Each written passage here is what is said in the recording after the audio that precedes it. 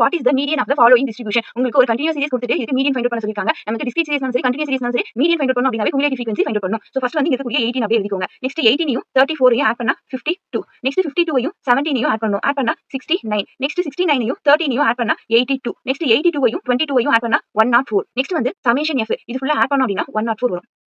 Cumulative ஃப்ரீக்வென்சில இங்க லாஸ்டா என்ன வேல்யூ வருதோ அதுதான் ஃப்ரீக்வென்சி ஃபுல்லா ஆட் பண்ணா வரும். நெக்ஸ்ட் கண்டினியூஸ் சீரிஸ்க்கு மீடியன் ஃபைண்ட் அவுட் பண்றதுக்கான formula L plus n/2 minus m divided by f into h.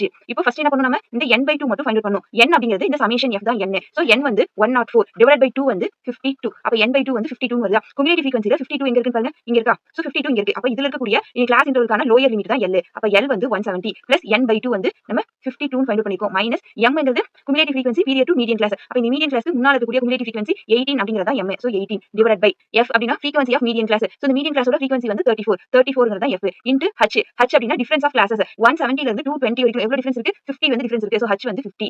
Next 170 plus 52 minus 18 பண்ணா என்ன வரும், 34 divided by 34 into 15 வரும். இந்த 34 ம் 34 ம் கேன்சல் பண்ணிடுவோம். நெக்ஸ்ட் வந்து 170 யும் 50 யும் ஆட் பண்ணோம் அப்படினா 220 அப்படி வரும். So ஆன்சர் வந்து 220, B ஆப்ஷன் ஆன்சர்.